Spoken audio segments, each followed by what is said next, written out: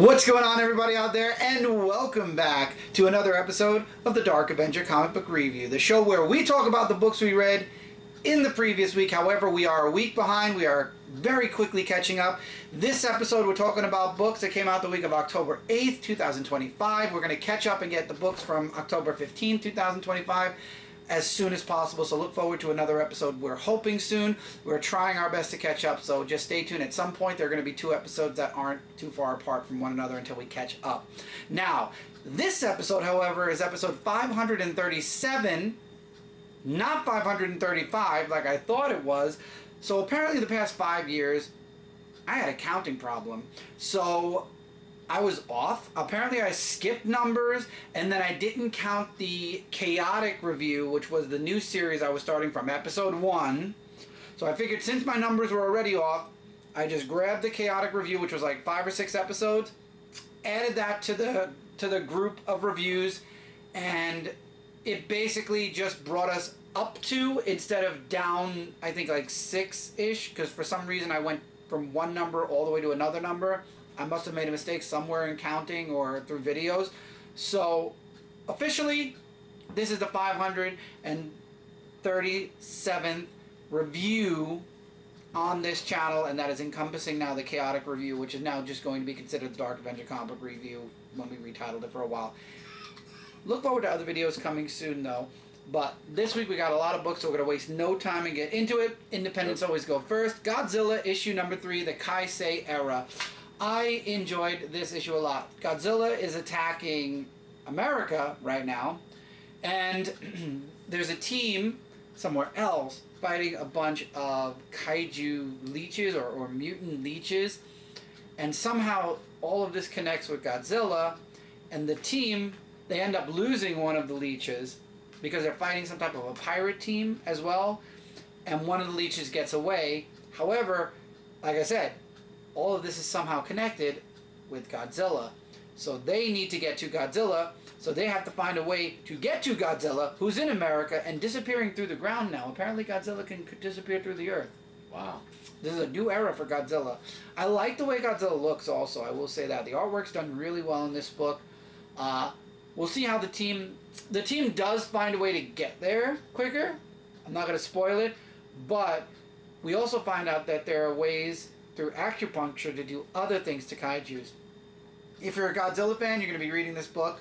I really do enjoy this book. I'm glad that I found a jumping on point for Godzilla because I've always wanted one, and this Kaisei era now allows me to jump in. The first 2 issues of the series was really good as well. This is issue number 3. Did read the first 2 as well. Very, very good.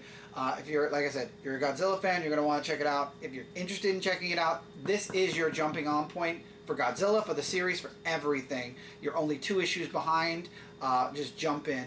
It will definitely be something you enjoy if you enjoy kaiju stories.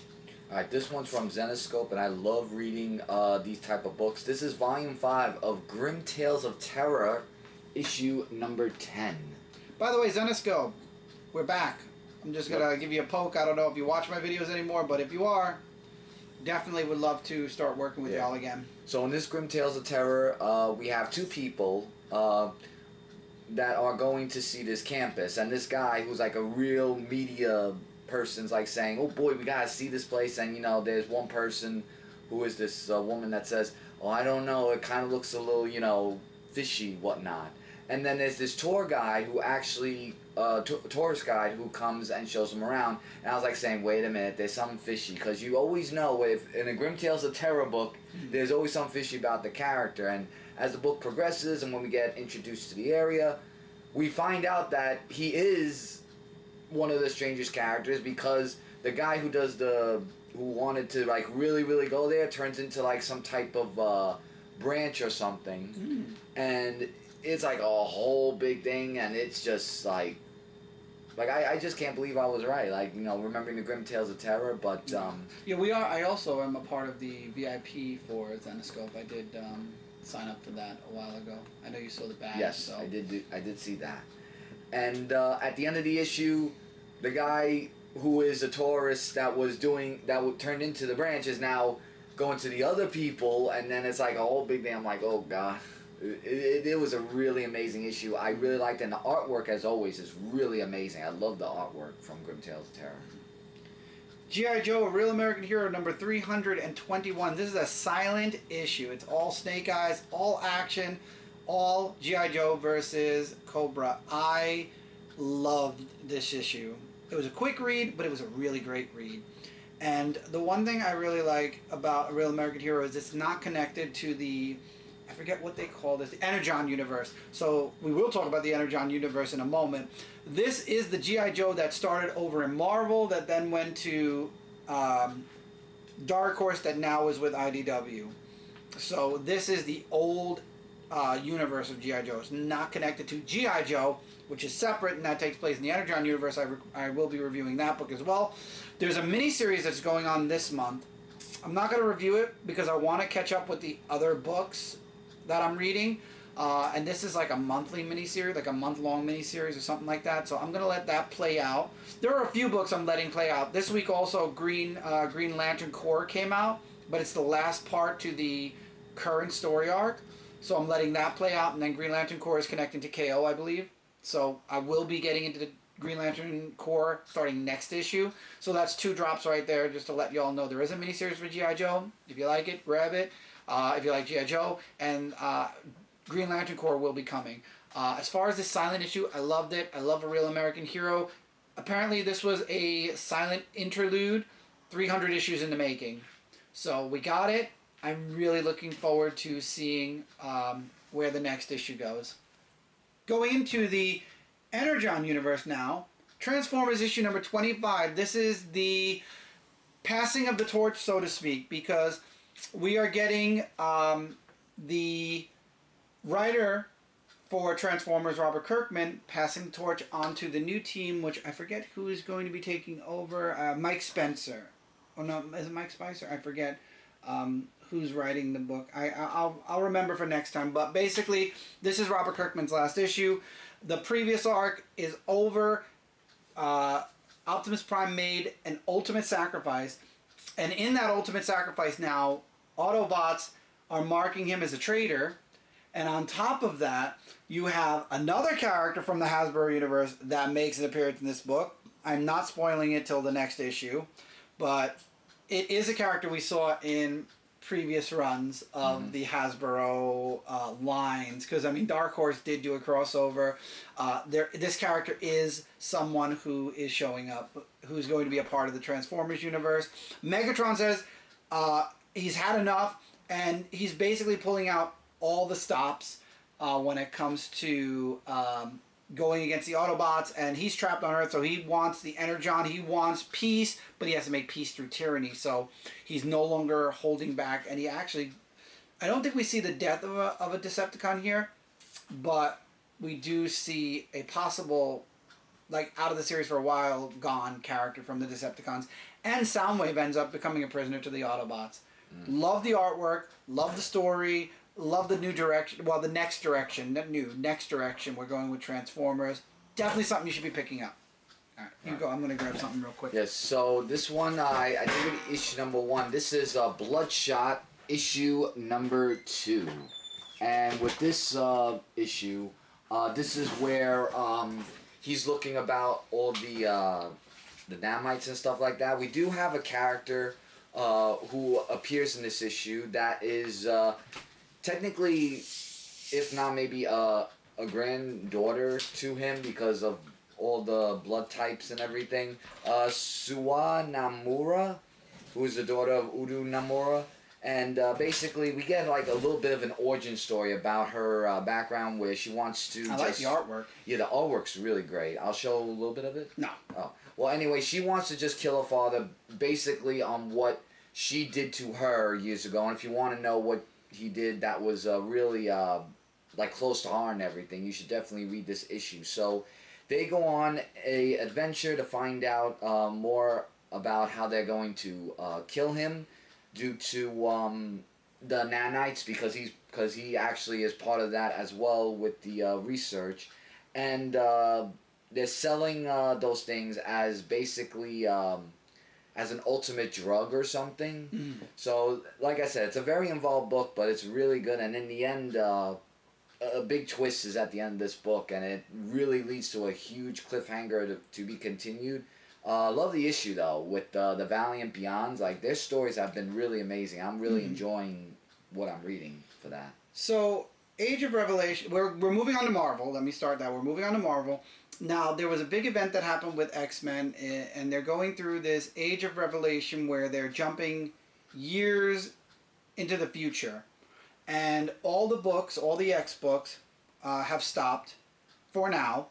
And there's actually a crossover with Spider-Man, which I might grab, or well, maybe a physical issue, or we'll read it. I'm sure you'll read it digitally, but so we're years in the future. Something the X-Men did caused an issue, which now the X-Men in the future have to fix things in the past to make things right again. However, the shakeups created these books. So originally we had Laura Kinney, Wolverine. Hello, Age of Revelation, issue number 1 of Laura Kinney, Sabertooth. So in this future, or in this world, Laura Kinney is connected more to Sabertooth. And she's working with a group, the group that is against what's going on, I believe. Again, I am very lost with what's going on. I might not read the rest of this just because when it comes to Marvel, if you don't read everything, sometimes the mini book or the mini-series don't make sense. And I don't know if I could follow everything. I know Michael's next book is connected with Age of Revelation as well. I don't think I can. I love the artwork in the book. I love that Laura has a son, and she has Gabby and Dawkin, who's under a different name now, take him away from the fighting and whatnot. And it seems like she's going to change sides in this fight. And Wolverine is obviously on that side right now. Looks like might be possible mind control. I don't even know. But there's a twist at the very end of the book, a death. And it looks like she might change sides. I don't know. I don't know if I could be invested in this right now. I think what I might do is let this Age of Revelation happen and then see, because obviously when Marvel finishes this Age of Revelation, we're going to get X-Men books again. And I don't know if we're going to get all the X-Men books we had before. I know Wolverine will probably come back, Laura will probably come back, and there'll be 1 or 2 X-Men books that come back. I might start X-Men then, when this alternate, twisted future undoes itself and we go back to status quo, because I'm sure Marvel's going to want to capitalize on number 1s again. So we'll get number 1s for all the books, maybe except for Wolverine, who was in a legacy numbering recently. Maybe Wolverine will go back to his numbers and he's just on pause. And maybe Deadpool will definitely get another number 1 if he comes back. But we'll get away from once we get away from all the number 1s, we'll see where the series go. I'll definitely keep an eye out for him, because I like X-Men sometimes. I know one of the runs while we were away those past 5 years, it was something. I'll tell you, I really regret certain series we missed that we'll never get a chance to review unless we do trade paperback reviews, which we probably will. But remember, Comic Book Corner was and still is a thing on this channel. However, there are certain series and events I'm glad we didn't talk about, because my God. But anyway, guys. Longshots, issue number 1, which is the Age of Revelation tie-in to that. I like how you explained that the reason you did this was because Longshot was part of X Factor. He was part of X Factor. Yes, and I did do X Factor, so that's why I thought of picking up this book. Wouldn't it be funny if X Factor comes back now because of that book? Well, we do see Longshot in this issue, of course, because that's what it's called. But Longshots is actually a show that the person in front of the book is actually putting together. Like, he basically kills off someone who doesn't really do his job with making no deals and everything. So he goes out and looks for these people who can be the part of the show, and then they're thinking about what they could do to boost up the ratings. So it's basically, just to sum this up, it's putting the show together and how the show is going to be based on the direction that he wants it to go. And like we see, Longshot, he appears in the beginning, but also at the end of this issue saying, hey, that was my name, but it's called Longshots, because it's more than one person, so it's not really taking his name. so he can't really do anything about it. But really good book. Artwork was okay in this issue, but looking forward to seeing how this whole TV thing that they're putting together is going to be. Marvel, Black, White, Blood, and Guts, issue number 1.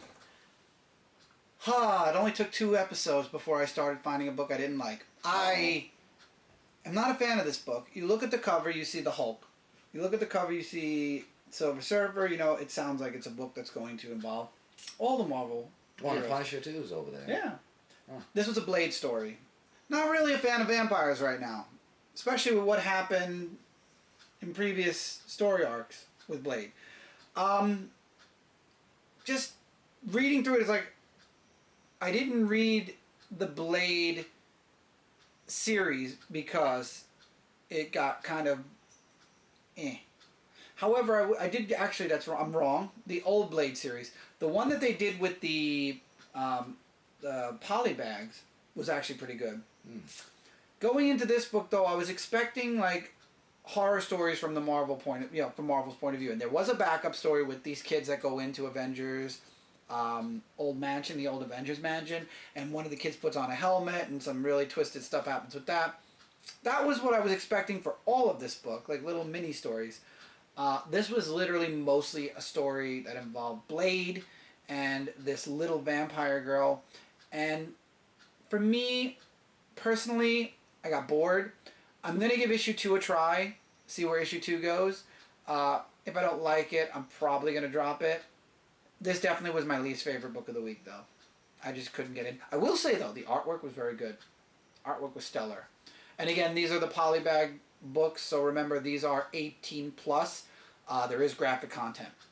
And there is no other version of this book like they did when they were doing the You Weren't Here For It, the event series that happened last year. They were releasing a regular version, and then there was a polybag version. And the polybag version had the Valiant graphic... covers? No, this is Marvel.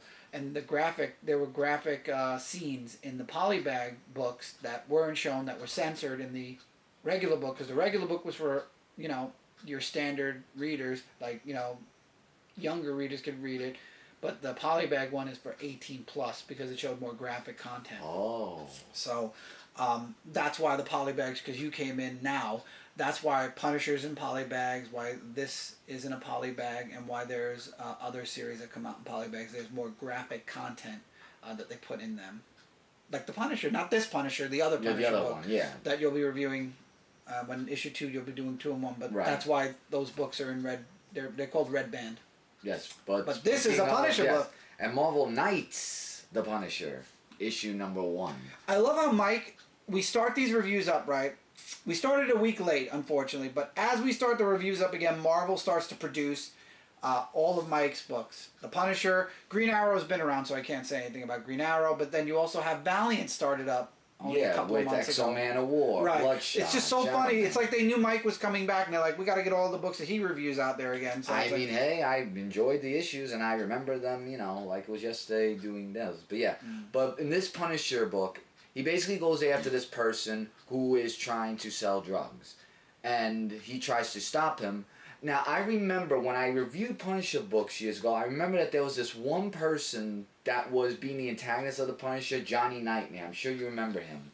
There's another person who I can't remember if it was Johnny Nightmare or whatever, but anyway, there's this other person who is going after the Punisher being like the same person as he is.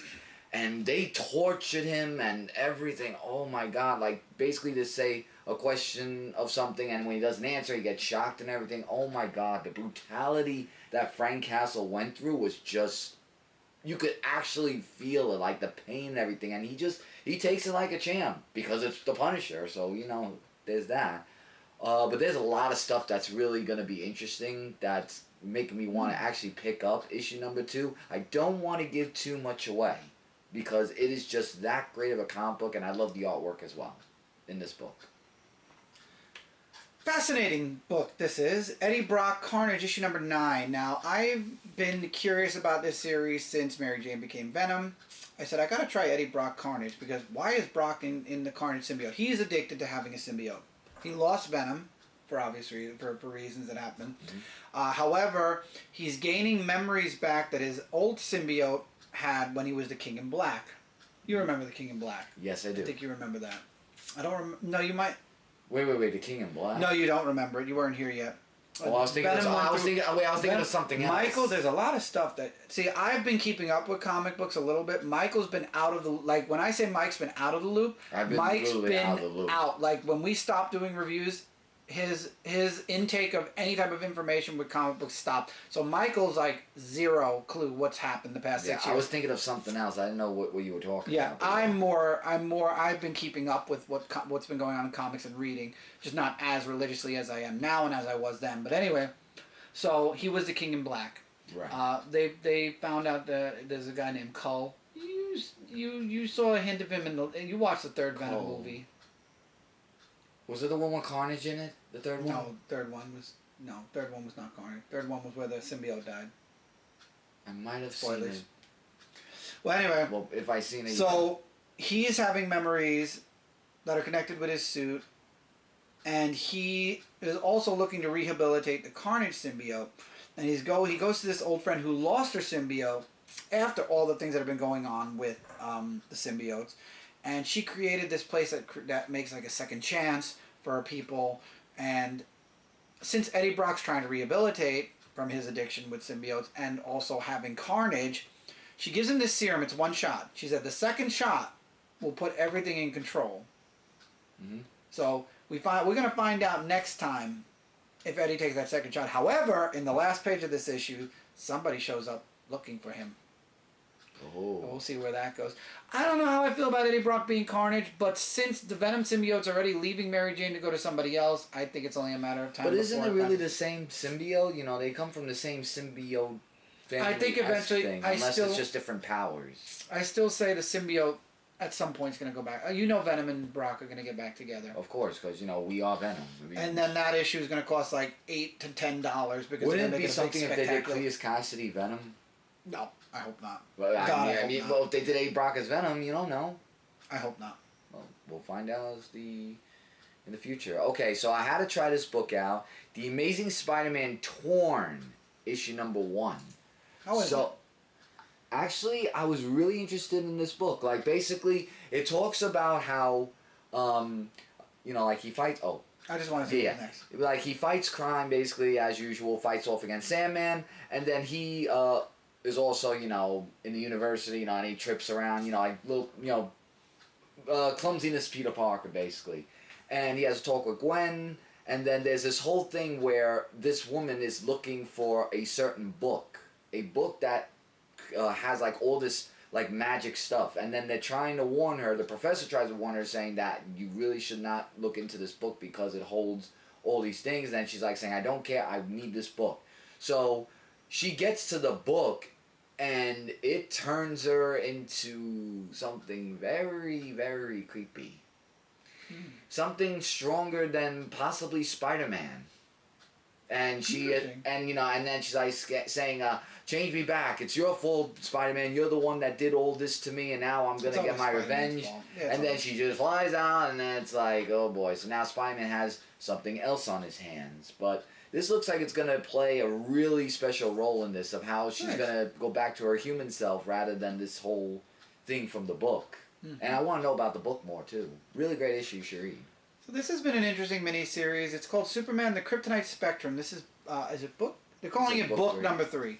So in the last issue, apparently, Superman was hit with a colored kryptonite. I don't know which one, and it turned him into a kid. The reason I know that it happened in the last issue is because when this book opens up, he's already a kid, and when this book closes, he's also under the influence of a different kryptonite. I'm sorry to interrupt you. 17 plus mature? It's a more mature book. Oh, I didn't think it would be, but okay. So Superman is a kid. He hangs out with Shazam, which is Billy. They spend time together, hang out. They talk about their pasts. We have, obviously, Dr. Savannah teaming up with villains from Superman's side, and find out who it is through reading the book. And while they team up, young Superman and Shazam, Batman's trying to figure out a cure, and finds the next kryptonite, which is Rainbow Kryptonite, which is very interesting because the Rainbow Kryptonite has a message in it from the 5th dimension. Mm-hmm. Mitzelpick. So, Superman, they find a way to cure Superman from the kryptonite that turned him into a child, makes him a man again. And then they talk to him about the rainbow kryptonite. And Superman ends up, at the end of this issue, in the 5th dimension, following this distress call. What does that mean? We'll find out in the next issue. This is a fun miniseries again where Superman is testing out a bunch of different kryptonites. I don't know how many books this is. I think the next issue might be the because it last. just said book 3. Like, isn't the next issue then book 4? Yeah, so I think it would be. I think it's the last. I don't know how many. It's a miniseries. Because to me, book 3 sounded like it was like a chapter, like a one shot. No, it's not a chapter. It's each issue is a different kryptonite though. Oh, so it's like a different kryptonite that Superman gets exposed to. I like the idea of this series. I think it's really cool. If you're a Superman fan especially, it's something you'll be reading. I like that they're exploring all these different kryptonites that we haven't seen before or that we have seen but haven't seen for a while. I mean, there's several colors they have. What colors did they miss? We're going into the Absolute Universe. Hello, debut of the Absolute Catwoman in Absolute Batman issue number 13. My favorite number, too. And my favorite number, too. So we get a little bit of a past story with Selina and Bruce. Selina showed up, I guess, at the end of last issue because she's here at the beginning of this issue. She hears about what's gone on with Batman, shows up in Gotham to help him because Bane has apparently infected him with venom in previous issues, and now it's stuck in his body, and Bane is going to step down from working with someone. I'm not going to spoil that. And Batman is supposed to take his place. That's why he's infected with venom, because it's supposed to... I'm sorry to interrupt you. Has Bane been mostly in many Batman comics? This is the Absolute Universe. This is a whole... Also, it's a whole new... retelling. Forgot, right. We even universe. We get to see here, he's obviously with Alfred now. I remember reading issue 1 where Pennyworth and him were not going to be on the same team. Apparently things have changed. I've gaps in my reading when it comes to the Absolute Batman. But I will say Absolute Batman and Superman I've been keeping up with as much as I can. Absolute Wonder Woman I haven't touched yet. And I've collected all the books obviously, but I haven't read any of them. I will try my best to catch up and see if I like it. If I don't, I'm not going to review it obviously. There's also Absolute Flash, which I do want to try to catch up on that. It's pretty new. Only a couple issues, like maybe 4 or 5 in. Absolute Martian Manhunter is a miniseries that's almost over, so I'm probably just going to let that one slide. And then we had the one-shot last week with Absolute Evil. Mm-hmm. And there's going to be an event, I think, soon in the Absolute Universe. So a lot going on. There is. I thought this issue was really good. So Batman is setting up to face off against Bane, and he's looking to use the Venom to fight Bane, which Selina tells him he shouldn't, because if he does, he's going to lose himself. And he's not listening to her. And she ends up leaving. Do I think she's gone? No. But Batman ends up sending a message out to Bane saying, here and here, meet me here, and we're going to finish this once and for all. So, we'll see where the story goes. This Batman is very different from the regular Batman. He is a huge hulking Batman who works out and has his symbol on his chest is an axe. Oh damn. This is a universe sculpted with Darkseid's essence. This is a whole universe that is based off of Darkseid as the creator, so to speak. So it's a dark version of the DC universe, molded by Darkseid, which is why Batman is the way he is, Superman's the way he is, Wonder Woman, the whole universe is the way it is. The Absolute Universe is very interesting. It'll be interesting when Darkseid loses that control, if they keep going with the Absolute Universe, where it's going to go now that Darkseid no longer controls it or molds it. Anyway, Action Comics number 1091. We're almost at 1100 already. Yeah, wow, look at that. That's awesome that we're getting so close so quickly. Action Comics did have a lot of moments where it came out once a week, and then also every other week. Now we only get it once a month again, which is where it should be. I did mention this before. Action Comics should not come out 4 times a month, especially at a $5 price tag. Well, the DC Universe, there's so much going on. I mean, not in Action, but I do love that Action is also bringing back young Superman, or Superboy, I should say. So Superboy is in Smallville. The last issue ends. I didn't read the issue before, but apparently he gets set up, and the army wants him. They want to take him in as a prisoner because they don't know him. He's this alien that's shown up out of nowhere, so they want to take him away and lock him up and study him probably. there's this other character from space who is on Earth who knows about what Clark's destiny is and wants to help mold him into the man he becomes in the future. However, he's also dying. And there is a way to cure him, but it means he has to leave Earth. But he won't leave Earth until, his mission to train Clark is done. And by the end of this issue, I guess this is kind of a spoiler, but we're going to say it anyway, he does. And Superboy sends him off, to heal. I like that Action Comics is exploring Superboy again, young Clark Kent Superboy. We haven't seen young Clark Kent Superboy since 1986. Wow. Yeah, because when it involves the Siegel Schuster thing, but basically DC Comics erased Superboy as young Clark Kent. Young Clark Kent didn't develop all of his powers until later on, and then he became Superman the way you remember in the Man of Steel run. Right. But now we're kind of exploring back to the Legion showed Clark what he becomes in the future, and he adopted the costume early as a teenager and became Superboy. So now we have Connor Superboy, we have Clark Superboy in the past, and we'll see where it goes. I like it. I like where Action Comics is going. I absolutely enjoyed this issue a lot. This is going to be a bit harder because this is, I believe, 4 issues in. Gotham by Gaslight, A League for Justice. This says 13 plus teen over there. Don't worry about it. Issue number 4. I just saw it. Caught my eye. The Justice League in the Gotham by Gaslight universe versus Zod. Zod shows up and Luthor is his minion. So Lex is the one that brings Zod to the planet. And Superman tries to be friends with him. Doesn't work out. They end up having to fight him. And that's when they learn about Kryptonite, and Superman gets hurt by it. But in turn also is able to hurt Lex Luthor with... not Lex Luthor. Is able to hurt Zod with it because the Justice League ends up teaming up and finding a way to take Zod's power armor, which was protecting him from the Kryptonite, off. And it kind of immobilizes Zod. I find this universe interesting. Again, though, this is a Batman book. Even though it's a Justice League book, even though it has all the characters from, the Justice League in it, the original series was Batman Gotham by Gaslight. So this is like the next volume of the series, I think. First or second or third volume of it. So it takes place back in the olden days, which is why the superheroes look like back, all the way back before electricity almost. It is before electricity, I believe. I'm not too sure. Again, this is something...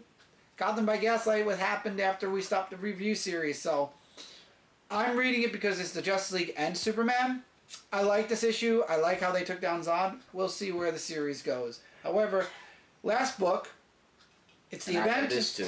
And Mike read it too. It's the event book from DC Comics, and it's DC K.O. issue number 1 with a twist that everyone has already talked about on the internet. So I'm not worried about the spoiler, I guess, for this issue. But taking place directly after the Omega issue, the Justice League Omega issue, Doomsday explains that no matter what the Justice League does, Darkseid is going to attack and win. He literally showed up a week ahead of... No, it already happened. He rewound time 7 days to warn the Justice League because he wanted them to run. And to prevent that from happening, because Darkseid had the Omega and the Alpha to make him into the way he was... He had the Absolute Universe, yeah. Yeah. So... it was the Omega... he had the weapon or whatever it was. That's what they're fighting for. But anyway, so they discuss amongst each other what they're going to do. And I found Superman a bit off because he didn't trust Doomsday, and he didn't want to go into this competition because the competition, if they were to go after the only means to beat Darkseid, which is this Omega weapon, they would get thrusted into a tournament, and that tournament, the winner would have to kill all of their opponents. So this is a fight to the death. However, it takes place in the Omega machine, so I guess death is not permanent. People... Wasn't it Superman and Batman that were fighting at first, and then he's like trying to tell him to focus? Like this. No. So they went into the machine. Right? Yeah, the machine thing. After they prepared everybody on Earth.